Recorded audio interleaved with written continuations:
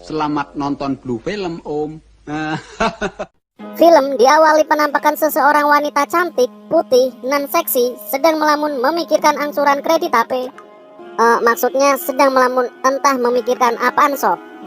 Ya intinya bukan mikirin hutang lah. Oh iya, dia adalah Katarina, anak ABG berusia 16 tahun sob.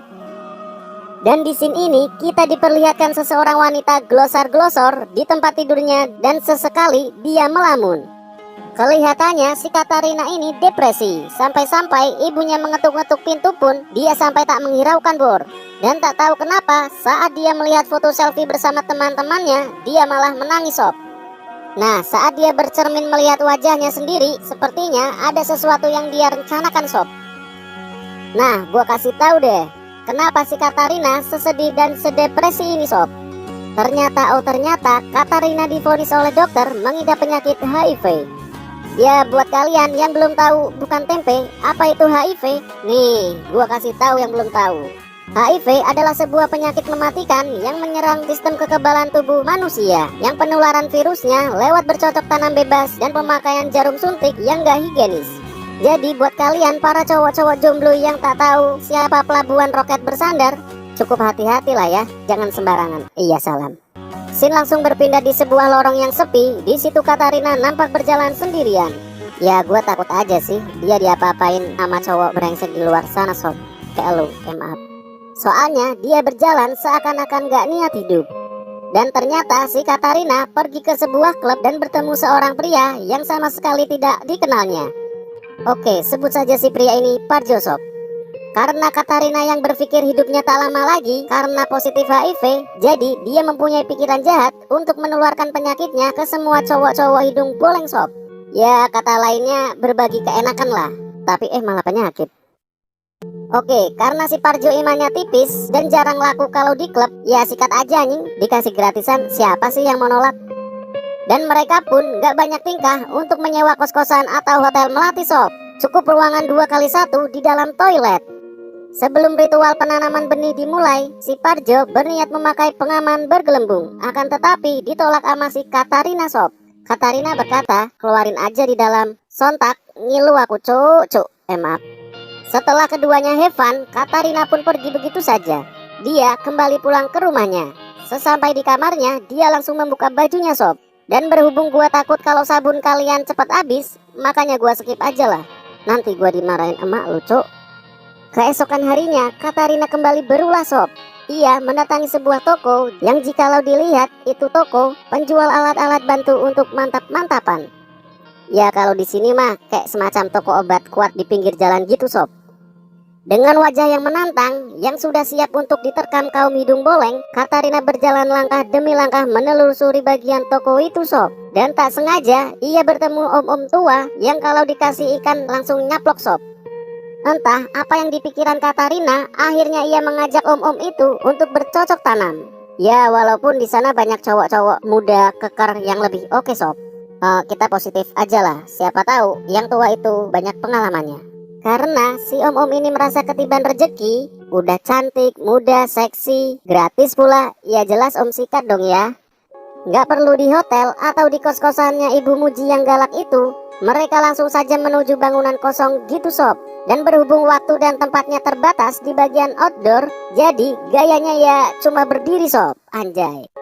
Sebelum memulai, si om-om ini berkata, mau pakai pengaman gak nduk? Katarina menjawab, si om, tancap aja lah, gak usah pakai begituan.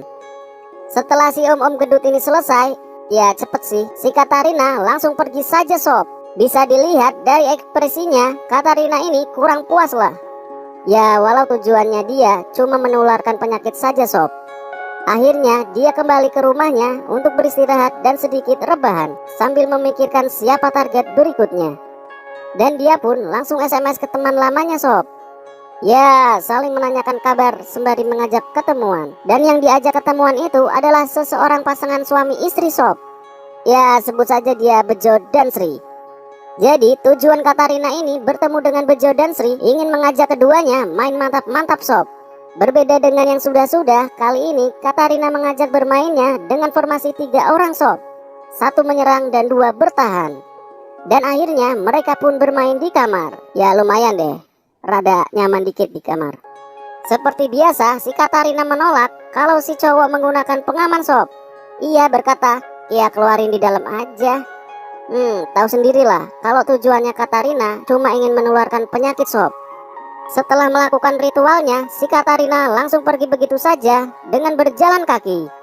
Gua heran sob, kenapa nih bocah suka banget jalan kaki. Dan di tengah jalan dia mencoba memberhentikan mobil untuk meminta tumpangan. Dan pucuk dicinta ulang pun tiba, gantian si ketiga pria ini yang ketiban rezeki sob. Awalnya keadaan masih terkendali saat pria-pria ini ingin mengantarkan Katarina pulang. Ketiga pria ini merasa kebingungan saat Katarina meminta memberhentikan mobilnya di jalan yang sangat sepi. Tanpa panjang lebar, Katarina pun turun dan berdiri di depan mobil sambil melepas segitiga bermudanya, seakan-akan menantang mereka. Melihat si bocah ini gak ada akhlak, ketiga pria ini jadi tegang berjamaah sob. Hingga akhirnya ketiga pria ini pun dengan ikhlas meladeni permainan si Katarina. Dan target pertama ialah pria yang sejak di mobil selalu menatap wajah Katarina. Ya, sebut saja dia Burhan sob.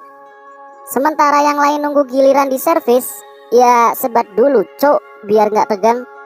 Dan setelah semua mendapat giliran, si Katarina langsung pergi begitu saja tanpa ada salam perpisahan. Ya nguculuk pergi gitu aja lah. Dan sebelum malam berakhir, si Katarina mencoba peruntungannya menyetop mobil lagi sob. Ya mungkin mau nyari korban lagi lah. Merasa tak ada mobil satupun yang berhenti, akhirnya Katarina pun pulang sob. Mungkin udah capek kali dia. Keesokan harinya, di saat Katarina lagi melamun memikirkan korban yang dia dapat semalam, terdengar suara telepon, yang mana panggilan itu dari dokter yang menangani kasus Katrina sob. Dokter ini ingin memberikan kabar yang sangat mengejutkan dan termasuk kabar gembira untuk Katarina, bahwa ternyata laboratorium yang pada saat itu mengalami kekeliruan. Jadi faktanya kalau selama ini Katarina tidak terjangkit penyakit HIV. Mendengar hal itu membuat Katarina menjadi semakin stres sob.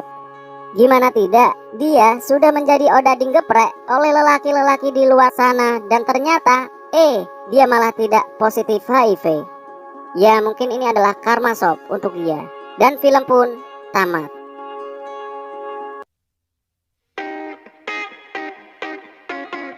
Waduh, film yang bikin tegang sob. Gimana, sabun aman kan? Masih ada ukir-ukirannya bukan?